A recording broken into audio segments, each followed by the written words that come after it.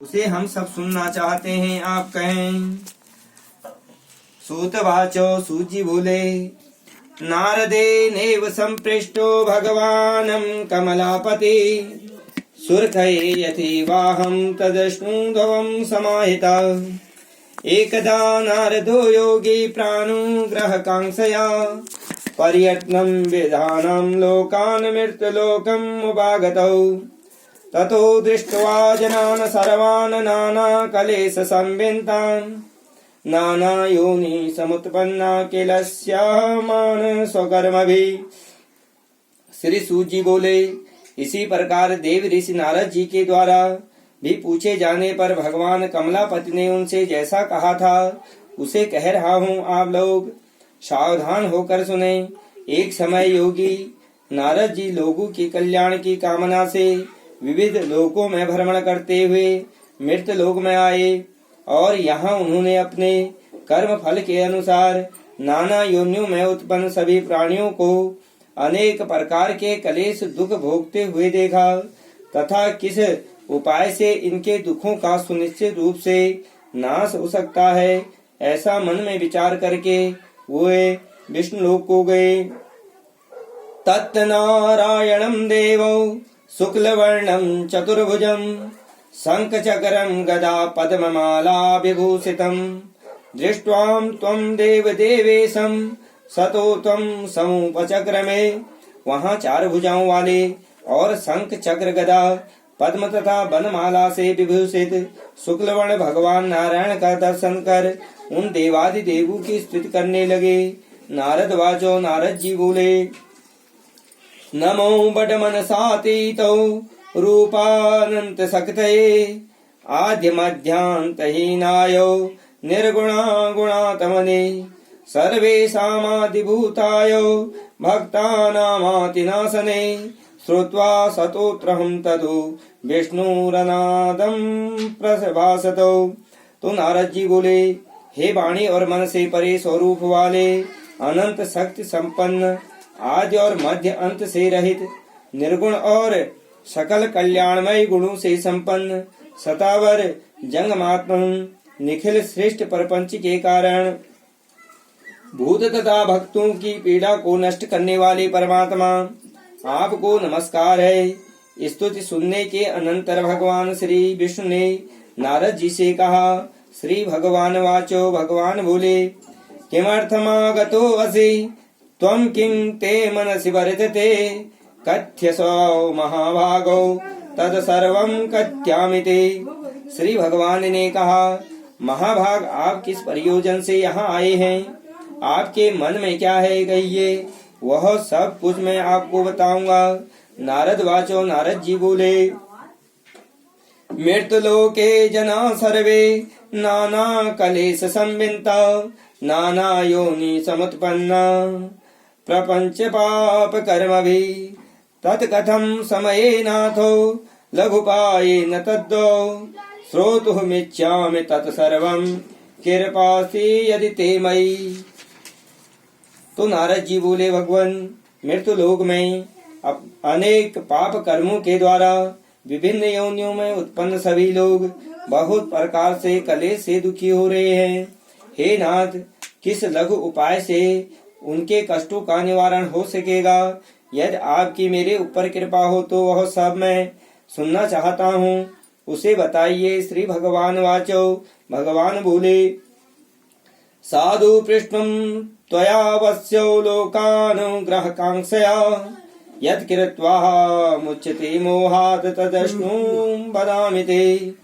वर्तमस्ति महत्पुण्यं स्वर्गमृते च दुर्लभं तव स्नेहान् मयावस्य परकासौ कृते धुना।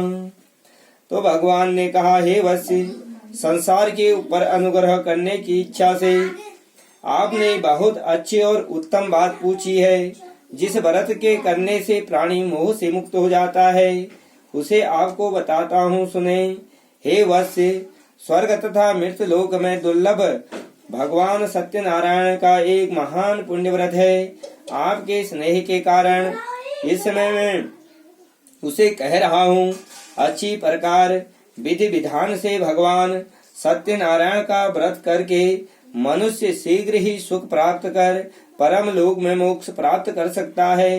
भगवान की ऐसी वाणी सुनकर नारद मुनि ने कहा। नारद वाचो, नारद जी बोले, किं फलम किं विधानम चो कीर्तम के नेव तदम व्रतम तद सर्वम विस्ताद ब्रूहि कदा कार्यम व्रतम प्रभु। तो नारद जी बोले, प्रभु इस व्रत को करने का फल क्या है, इसका विधान क्या है, इस व्रत को किसने किया और कब इसे करना चाहिए, यह सब विस्तार पूर्वक बताइए।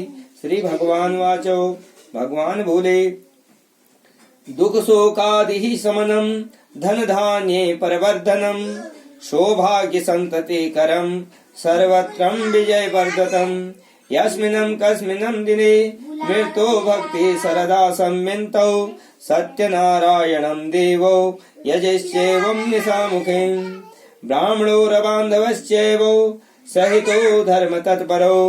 श्री भगवान ने कहा, यह सत्यनारायण व्रत दुख शोक आदि का शमन करने वाला, धन धान्य की वृद्धि करने वाला, सौभाग्य तथा संतान देने वाला तथा सर्वत्र विजय प्रदान करने वाला है। जिस किसी भी दिन भक्ति और श्रद्धा से संबंधित होकर मनुष्य ब्राह्मणों तथा बंधु बांधवों के साथ धर्म में तत्पर होकर सायंकाल भगवान सत्यनारायण की पूजा करे, नैवेद्य के रूप में उत्तम कोटि भोजनीय पदार्थों को सवाया मात्र में भक्ति पूर्वक अर्पित करना चाहिए। केले का फल, घी, दूध, गेहूं का चूर्ण अथवा गेहूं के चूर्ण के अभाव में साड़ी चावल का चूर्ण, शर्करा या गुड़, यह सब भक्ष्य सामग्री सवाया मात्र में एकत्र कर निवेदित करनी चाहिए। विप्राय दक्षिणं दद्यातो कथं श्रुत्वा जनेशौ तदस्य बंधवे सार्धौ विप्राश्यम प्रतिभुजेत। बंध बाधुओं के साथ श्री सत्यनारायण भगवान की कथा सुनकर ब्राह्मणों को दक्षिणा देनी चाहिए। तदंतर बंध बाधुओं के साथ ब्राह्मणों को भोजन कराना चाहिए। भक्ति पूर्वक प्रसाद ग्रहण करके नित्य गीत आदि का आयोजन करना चाहिए। तदंतर भगवान सत्यनारायण का स्मरण करते हुए अपने घर जाना चाहिए। ऐसा करने से मनुष्य की अभिलाषा अवश्य पूर्ण होती है।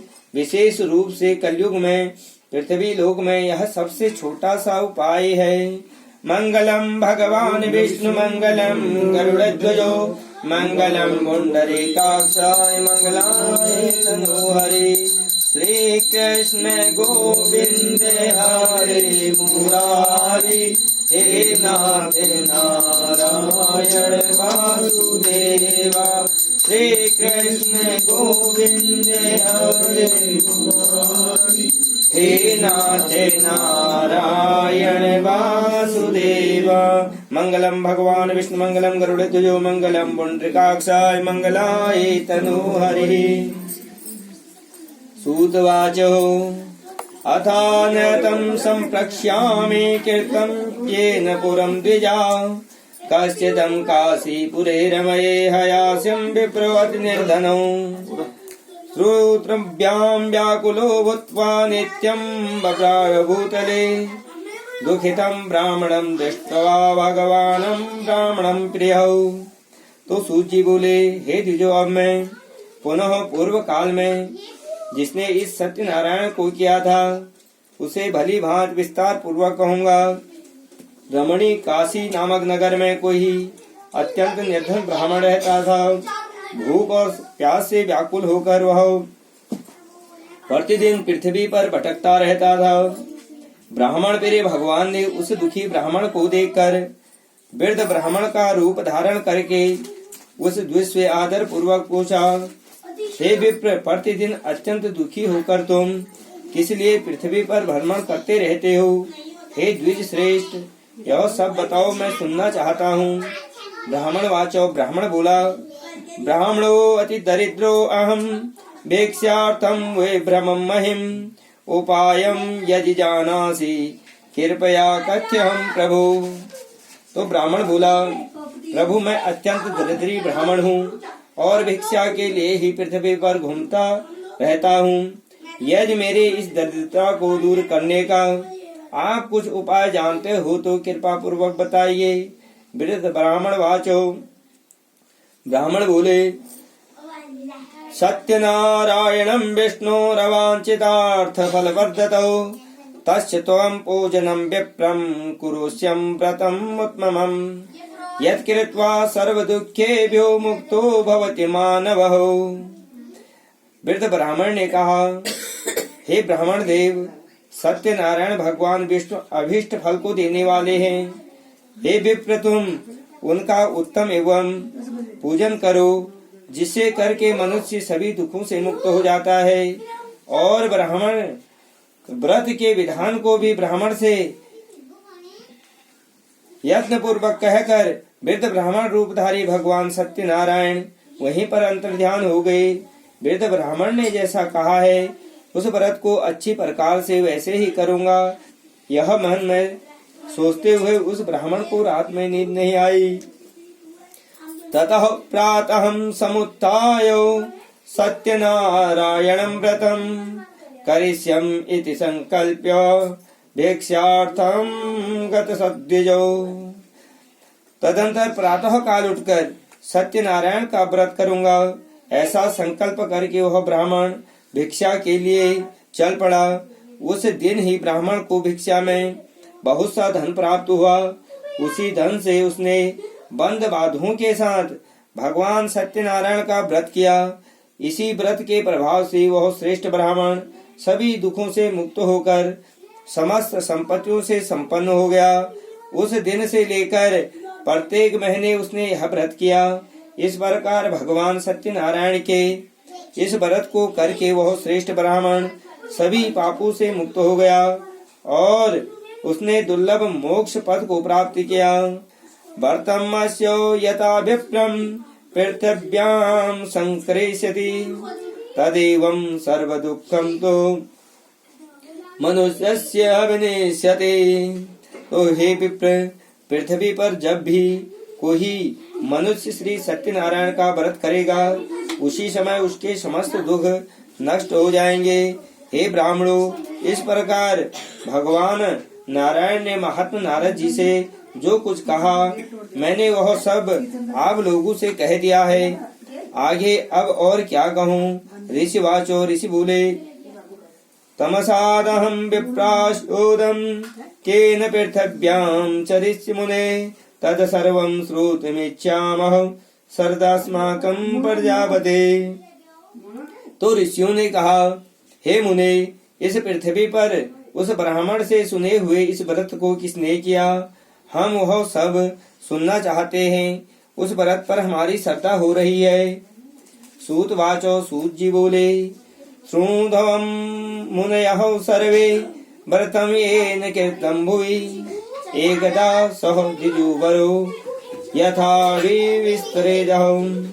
तो सूत जी बोले, मुनियों, पृथ्वी पर जिसने यह व्रत किया और उस आप लोग सुने, एक बार वह द्विज श्रेष्ठ अपने धन संपत्ति के अनुसार बंद बाधुओं तथा परिवारजनों के साथ व्रत करने के लिए उद्यत हुआ।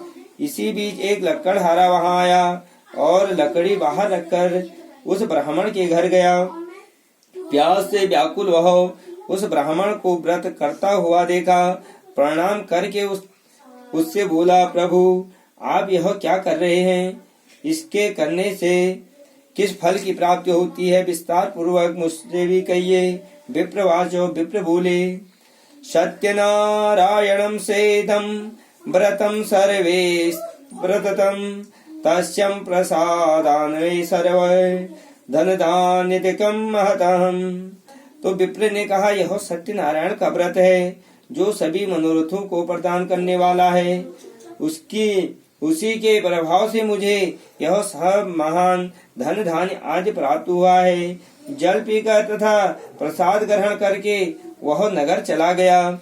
सत्यनारायण देव के लिए मन में यह सोचने लगा कि आज लकड़ी बेचने से जो धन प्राप्त होगा उस धन से भगवान सत्यनारायण का श्रेष्ठ व्रत करूंगा। इस प्रकार मन में चिंतित करता हुआ लकड़ी को मस्तक पर रखकर उस सुंदर नगर में गया जहाँ धन संपत्ति लोग रहते थे।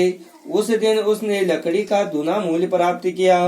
तदंतर प्रसन्न हृदय होकर वह पके हुए केले का फल, शर्करा, घी, दूध और गेहूं का चूर्ण सवाया मात्र में लेकर अपने घर गया।